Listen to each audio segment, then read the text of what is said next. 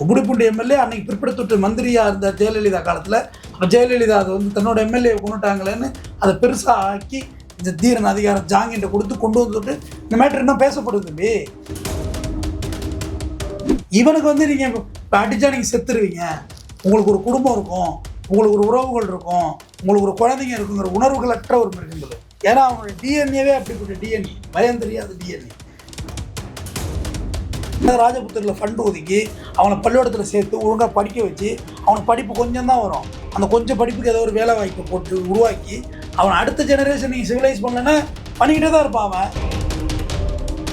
அவன் கண்டமேனி வாழ்ந்துட்டு இருந்த காலத்தில் திருக்குறள் எழுதிட்டு இருந்திருக்கான். நம்ம பெரும்பாட்டை உட்காந்து இல்லறத்தை பற்றி எழுதியிருக்கான், காமத்து பாலத்தை பற்றி எழுதியிருக்கான், அறத்து பாலை பற்றி எழுதியிருக்கான், பொருட்பாலை பற்றி எழுதியிருக்கான், அவ்வளோ விளக்கத்தை உட்காந்து எழுதியிருக்கான்.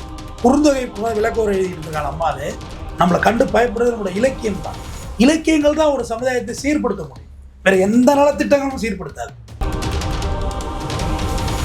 இந்த தீரன் படம் பார்த்துருப்பீங்க. அதுல அந்த பவாரிஸ் என்ன சொல்லுவாங்கன்னா, தமிழ்நாட்டுல போய் ஈஸியா திருப்பி வந்துடலாம், 20 ரூபா கொடுத்தா போதும், போலீஸ்க்கு விட்டுருவாங்க அப்படின்னு சில காட்சிகள்லாம் அப்படி காமிச்சிருப்பாங்க. அது டைரக்டர் மேல கேஸ் தான் போகணும், வேற என்ன பண்றது. போலீஸ்காரனை குற்றம் சொல்லியே படம் எடுத்துக்கிட்டு இருக்காங்க. நானும் பார்த்துட்டே இருக்கேன் 30-40 வருஷமா. இப்போ எல்லா துறையிலையும் தப்பு இருக்கு, எந்த துறையில தப்பு இல்லை, எல்லாத்துலையும் 4 பேர் தப்பானா இருக்கிறதான் செய்வான். அப்படி இருக்கு டெமோக்ரஸி கண்ட்ரியில் அப்படி தான் இருப்பான். எல்லா பொலிட்டீஷியனும் அப்படி 100% க்யூராக இருக்கீங்களா? அதில் எல்லா ஓட்டர்ஸும் நீங்கள் கிளியராக இருக்கீங்களா? பணம் வாங்க ஓட்டு போட்டே நீ. பவரியர்களே தமிழ்நாட்டு பக்கம் வராதிங்க. போலீஸுக்காரங்க ஒரு பாக்கெட்டில் கை, இன்னொரு பாக்கெட்டில் கன்னு தான் இருக்கும், சுட்டு தள்ளிடுவாங்க. பார்த்துக்கோ. நீ ஃபேனை உடைக்கிறதுக்காக ஏறினா ரயில் இறங்கினா ஜெயிலி போட்டா பெயில்னு சொல்கிறதுக்கெல்லாம் கவர்மெண்ட் ஒன்றும் பண்ணாது. நீ ஒழுங்காக படிச்சுக்கோ, ஒழுங்காக படித்தா நீ நல்லா இருக்க போகிற. அதை வடநாட்டு பொலிட்டீஷியன்ஸ் கொண்டு போய் சேர்க்கணும். கல்வி ஒன்றே அறிவின் திறவுகோல், கல்வி ஒன்றே உன் ஜாதி, கல்வி ஒன்றே உன் பெருமை, வேற எதுவுமே இங்கே இழிவுதான்.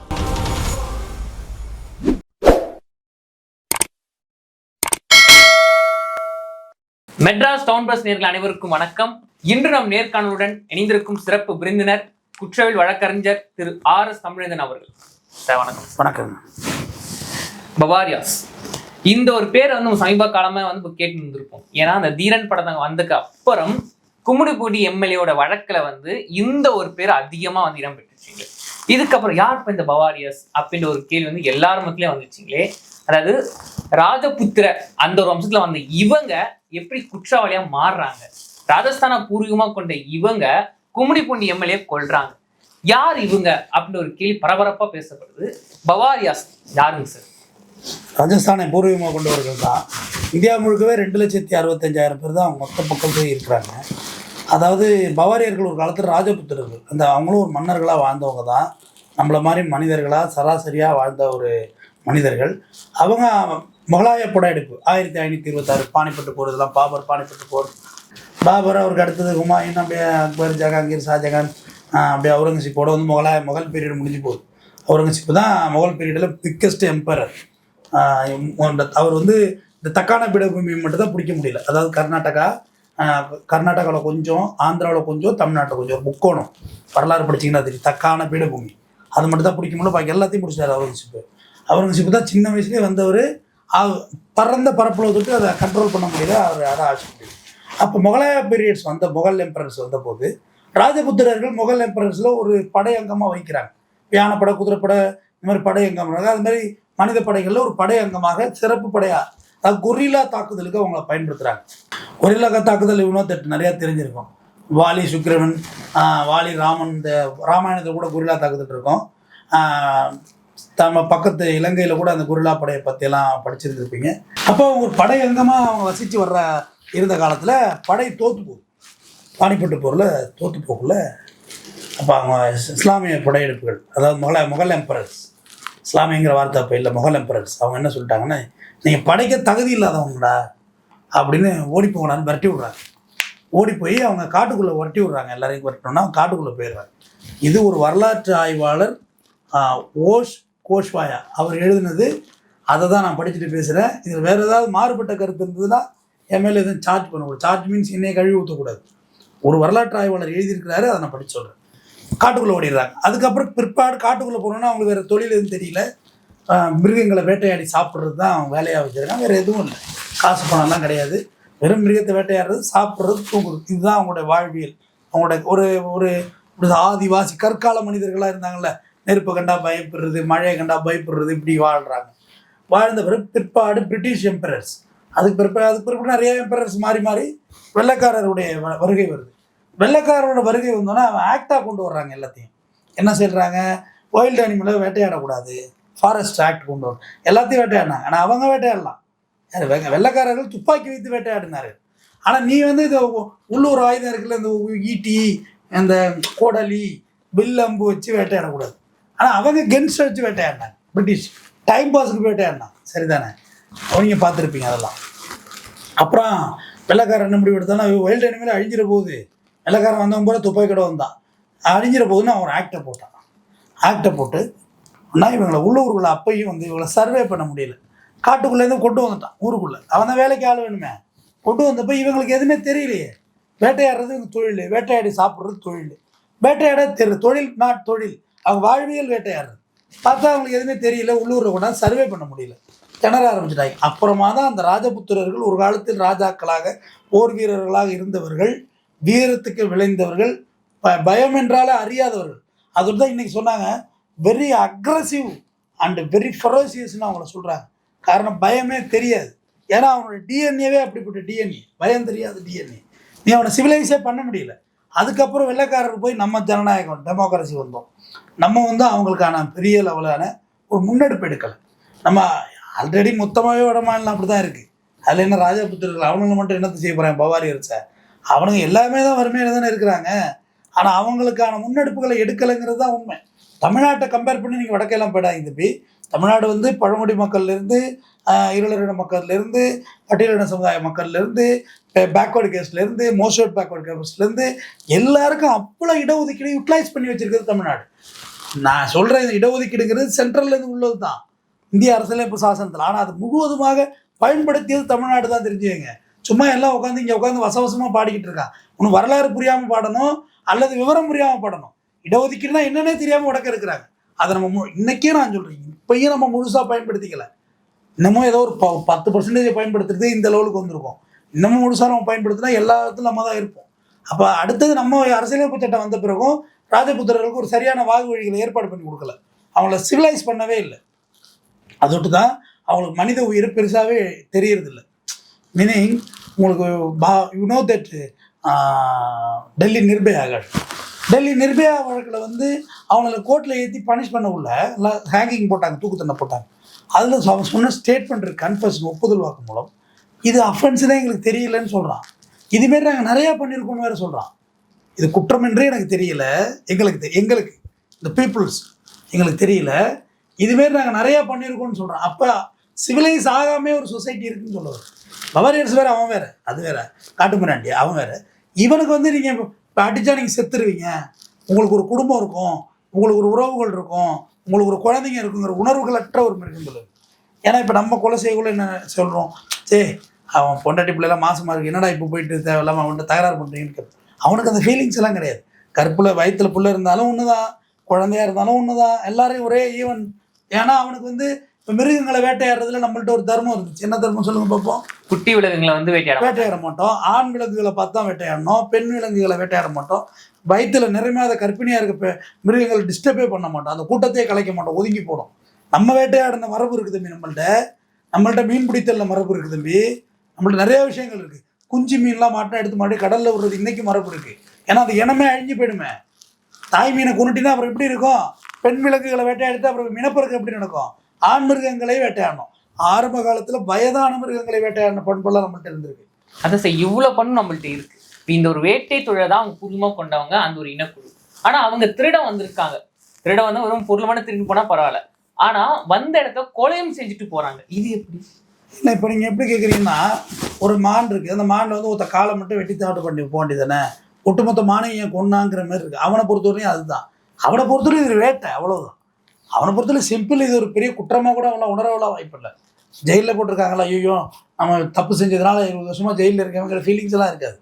அவனை பொறுத்தவரை மற்றவங்களெல்லாம் மாட்டாமல் தொழில் செய்யுங்கடான்னு சொல்லி கொடுப்பான். அவனோட டீச்சிங் மெத்தட் அதுதான். பிகாஸ் அவன் மென்டலி பை டிஎன்ஏவே அவன் அப்படி இருக்கான். நம்ம அவனை சிவிலைஸ் பண்ணணுங்கிறப்ப அவன் செய்த இப்போ கும்மிடிப்பூண்டி எம்எல்ஏங்கிற தொட்டு தான் இவ்வளோ பெரிய லெவலில் நீங்கள் பேசுகிறீங்க. அதே திருவேற்காட்டில் கஜேந்திரன் ஒருத்தர் கூட இருக்காங்க. மொத்தம் தமிழ்நாட்டுக்குள்ளே ஒரு 30 சம்பவங்கள் மேலே அவங்க நிகழ்த்தியிருக்கானுங்களே. அதில் சில சம்பவங்களில் தான் தூக்கு தண்டனை வரைக்கும் போனது. இப்போ இங்கே திருப்பத்தூர் பக்கத்துல எல்லாம் தண்டனை ஆகிருக்கு, வழக்கு ஆகிருக்கு. இது கஜேந்திரன் வழக்கு ஆகிருக்கு. கும்மிடிப்பூண்டி எம்எல்ஏ அன்னைக்கு பிற்படுத்தொட்டு மந்திரியாக இருந்தார் ஜெயலலிதா காலத்தில். அப்போ ஜெயலலிதா அதை வந்து தன்னோட எம்எல்ஏ கொண்டுட்டாங்களேன்னு அதை பெருசாக ஆக்கி இந்த தீரன் அதிகாரம் ஜாங்கிட்ட கொடுத்து கொண்டு வந்துட்டு இந்த மேட்ரு இன்னும் பேசப்படுது தம்பி. இல்லைன்னா பேசு பொருளே ஆயிருந்திருக்காது இது. ஆனால் இப்படி ஒரு டீம் இருக்காங்கங்கிறது 2,35,000 பேருங்கிறது ஒரு டேட்டா. இந்த எழுத்தாளருடைய இவருடைய ரிசர்ச் டேட்டா. அது எனக்கு தெரிஞ்சது கூட தானே இருப்பாங்க. பத்தாத்த எனக்கு தெரிஞ்சு இந்தியா பூரா தமிழ்நாட்டுக்குள்ளே எனக்கு தெரிஞ்சு ஒரு 50,000 பேர் இருந்தால் உங்களுக்கு எப்படி தெரிய போகுது? தெரியாது. அவனை தானே பவாரி அரசு தனியாக வேறு ஏதாவது சீலாக ஊற்றிருக்கான். இந்திக்காரனும் சுற்றிக்கிட்டு இருக்கான். நமக்கு தான் இல்லை, ஹிந்தி பேசினா ஹிந்தி தான், பீகாரி பேசினாலும் பீகாரி ஹிந்திக்காரன் தான், குஜராத்தி பேசினாலும் ஹிந்திக்காரன் தான், சௌராஷ்டிரா பேசினா ஹிந்திக்காரன் தான். மொத்தமாக நம்ம தமிழ் பேசினா ஹிந்திக்காரன். நம்ம புரியுது, தெலுங்கு புரியுது, கன்னடம் புரியுது, மலையாளம் புரியுதுன்னா பேச தெரியல, புரியுது ஓ தெலுங்கு பேசுகிறான் அவன் அப்படின்னு. மற்றது நமக்கு எதுவும் புரியலை. அப்போ அவங்க எல்லாரையும் சிவிலைஸ் பண்ணாத வரைக்கும் இந்த பிரச்சனையோட ஆதி அந்தத்தை போய் நீங்கள் தொடாத வரைக்கும் எப்படி தான் போய் நீங்கள் சரி பண்ண முடியும்? அப்போ இந்த ஒரு இனக்குழு வந்து ஒரு குற்ற சம்பவமா, அதாவது குற்றம் இனமா மாறதுக்கு காரணம் நம்ம ஒரு கவர்மெண்ட்னு சொல்லலாமா? ஏன்னா அவங்க ஆரம்பத்துலேருந்து அடிக்கப்பட்டு தான் இருக்காங்க. அதாவது கவர்மெண்ட்டு எல்லாத்துக்கும் கவர்மெண்ட்டு தான் காரணமும். ஏன்னா ஜனநாயக நாட்டில் வேறு யார் காரணம்? நான் ஓட்டு போட்டு உன்னை அனுப்பிச்சிருக்கேன். எதுக்கு அனுப்பிச்சிருக்கேன்? எனக்கு மட்டும் செய்யறதுக்கு அனுப்பிச்சிருக்கேன், எல்லாருக்கும் செய்கிறது தான் அனுப்பிச்சிருக்கேன். உனக்கு ஓட்டு போடாதவருக்கு நீ செய்யணும். அதுக்கு தான் நம்ம கவர்மெண்ட்டை சொல்கிறோம். சென்ட்ரல் கவர்மெண்ட்டு இவங்களுக்கெல்லாம் தனியாக ஃபண்டு ஒதுக்கி, நிர்பயா ஃபண்டுன்னு தனியாக ஒதுக்குனாங்க தெரியுமா? அதாவது இந்த பாதிக்கப்பட்ட பெண்களுக்குன்னு சென்ட்ரல் கவர்மெண்ட் ஃபண்டு ஒதுக்குனாங்க. அந்தமாதிரி நீங்கள் இவங்களுக்கு ஏதாவது ராஜபுத்திரில் ஃபண்டு ஒதுக்கி அவனை பள்ளிக்கூடத்தில் சேர்த்து ஒழுங்காக படிக்க வச்சு அவனுக்கு படிப்பு கொஞ்சம் தான் வரும், அந்த கொஞ்சம் படிப்புக்கு ஏதோ ஒரு வேலை வாய்ப்பை போட்டு உருவாக்கி அவன் அடுத்த ஜெனரேஷன் நீங்கள் சிவிலைஸ் பண்ணலன்னா பண்ணிக்கிட்டே தான் இருப்பான் அவன். அது இவங்களுக்காக ஐநா சபையிலே ஃபண்டு ஒதுக்கியிருக்காங்களா? ஆனால் இவங்களுக்காக நலத்திட்டங்கள் வந்து போதிய அளவுக்கு வந்து சேரலன்னு ஒரு டேட்டா சொல்கிறாங்க. அதாவது பால் பசுமாட்டில் இருக்குது, பால் பசுமாட்டில் இருக்குது. கண்ணுக்குட்டி அவுத்து விட்டால் தான் பால் போய் குடிக்கும், இல்லை மாடாக வந்து பால் கொடுக்கணும். ரெண்டே வழி தானே தம்பி. கண்ணுக்குட்டி இருக்கிறதுக்கு மாட்டை அவுத்துட்டு வா, இல்லை மாடு இருக்கிறதுக்கு கண்ணுக்குட்டி அவுத்துட்டு போ. ஐநா சபை எங்கே இருக்குது? இவன் பவாரியா எங்கே இருக்கிறான்? ஒன்றும் பவாரியார்களை அங்கே கொண்டு போ. அந்த இடத்துல போய் இவன் பிரச்சனையை பேசி அவன் இவ்வளோ பிரச்சனை இருக்குன்னு உன்னோட ஸ்போக்ஸ் பர்சன் பவாரியார்னா அவனோட அத்தனை பேரையும் ஃப்ளைட் ஏற்ற சொல்லலை. அதுக்கு கீழே வந்து கமெண்ட் அடிப்போம், அத்தனை பேரையும் ஃப்ளைட் ஏற்ற மாட்டான்னு. நீ நேராக போய் அங்கே பேசி இவங்களுக்கான ஃபண்டை வாங்கிடுவாங்க. வாங்கிட்டு வந்து எத்தனை என்ஜிஓக்கள் பூரா இந்தியா வரக்கூடாதுன்னு தடுத்து வச்சுருக்கீங்க. என்ஜிஓக்கள்லாம் நல்லது நடந்திருக்கு தம்பி, என்ஜிஓக்கள்லாம் கெட்டது நடந்திருக்கு. என்ஜிஓக்கள் வச்சு இவங்களை சிவிலைஸ் பண்ணணும்ல, டீச் பண்ணணும்ல. நம்மளாம் ஒரே நாளில் சிவிலைஸ்டு பீப்புள் ஆகிட்டோமா? இல்லவே இல்லை, கிடையவே கிடையாது. நம்மளும் அதை பயங்கரமான ஆளுங்களாக தான் இருந்திருக்கோம் ஒரு காலத்தில். நம்ம கொஞ்சமாக எஜுகேஷன் எதுக்காக வேண்டிய இந்தியாவே கண்டு உலகமே தமிழர் கண்டு மிரளுதுன்னு நம்மளோட கல்வி தம்பி. அவன் காட்டுக்குள்ளே கொலை பண்ணிட்டு கிடந்தப்ப நம்ம தொல்காப்பியத்துக்கு விளக்க ஒரு எழுதிட்டு இருந்தோம். அவன் கண்டமேனி வாழ்ந்துட்டு கிடந்த காலத்தில் திருக்குறள் எழுதிட்டு இருந்திருக்கான். நம்ம பெரும்பாட்டை உட்காந்து இல்லறத்தை பற்றி எழுதியிருக்கான், காமத்து பாலத்தை பற்றி எழுதியிருக்கான், அறத்து பாலை பற்றி எழுதியிருக்கான், பொருட்பாலை பற்றி எழுதியிருக்கிறான். அவ்வளோ விளக்கத்தை உட்காந்து எழுதியிருக்கான். குறுந்தொகை விளக்க ஒரு எழுதிட்டு இருந்திருக்கான். நம்மளாலே நம்மளை கண்டு பயப்படுறது நம்மளோட இலக்கியம் தான். இலக்கியங்கள் தான் ஒரு சமுதாயத்தை சீர்படுத்த முடியும். வேறு எந்த நலத்திட்டங்களும் சீர்படுத்தாது.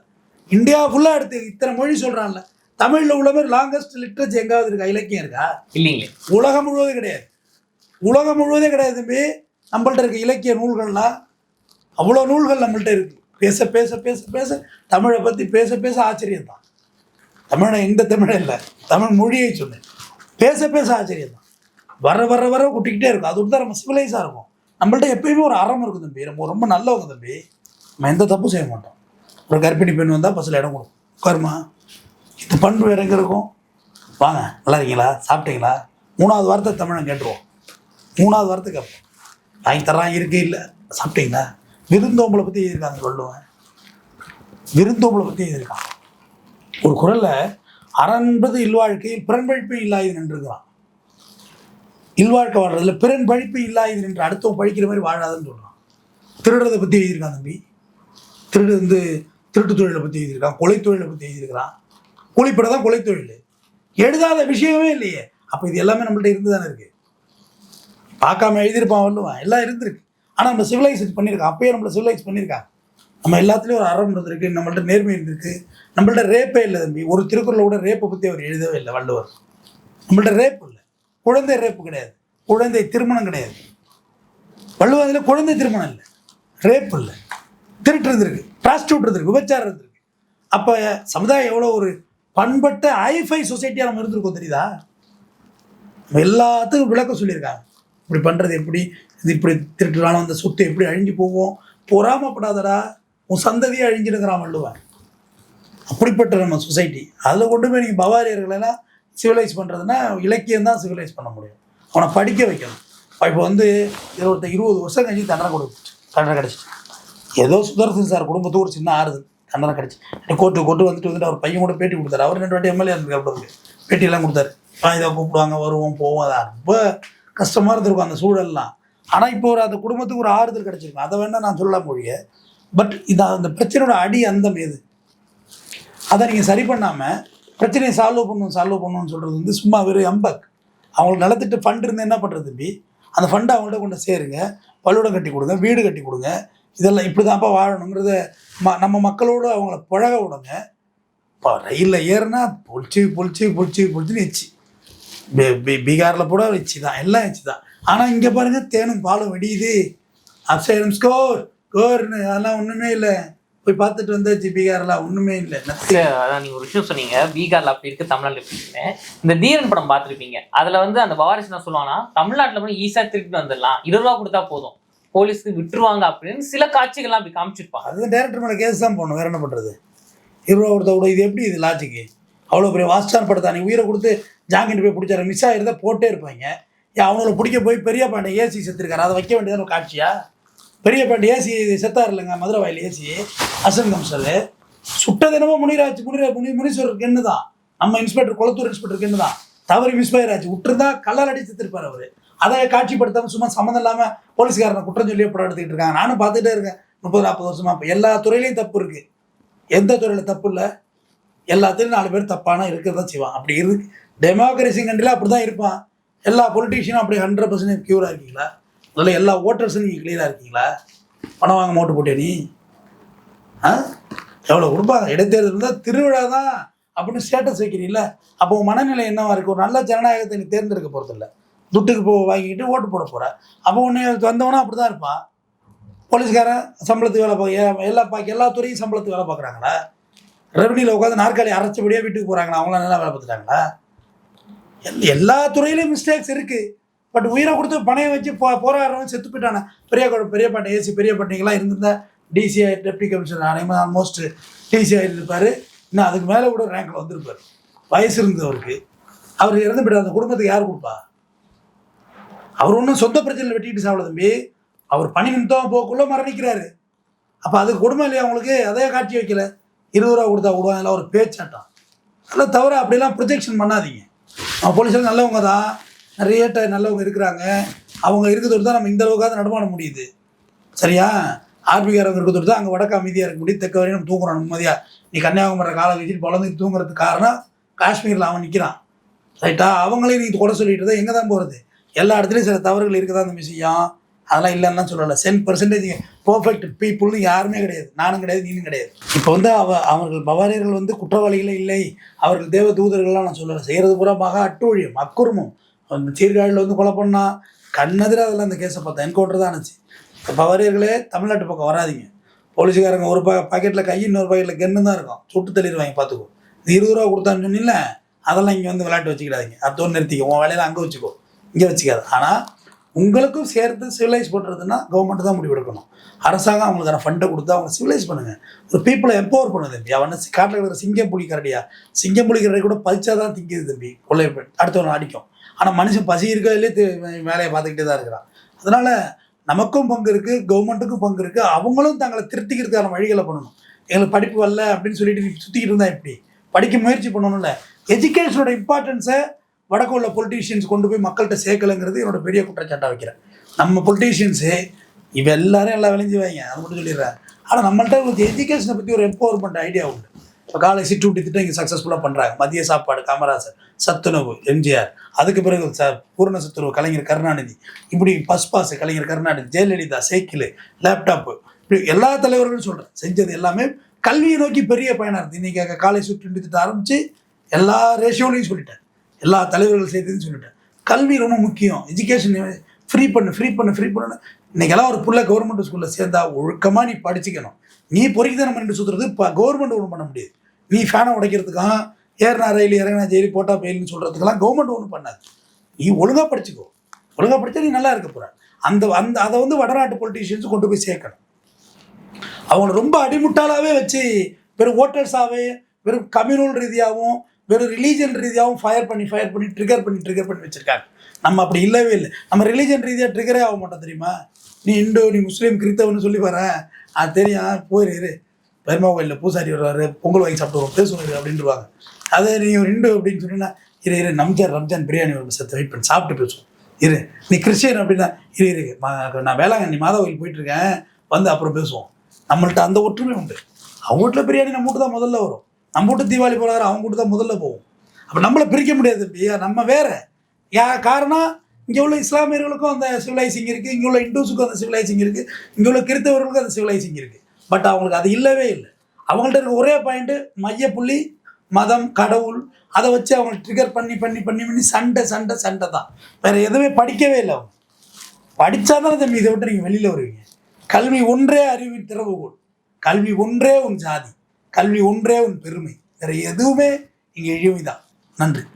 நன்றி சார். பவாரிஸ்னா யாரு, அவங்க எப்படி இப்படிப்பட்ட ஒரு குற்றவாளியா மாறினாங்க, அது காரணம் என்ன அப்படின்னு நிறைய விஷயங்களை சொன்னீங்க. முக்கியமா அவங்க மாறினா என்ன பண்ணணும்னு சொன்னீங்க. நன்றி சார். தொடர்ந்து பேசுங்க.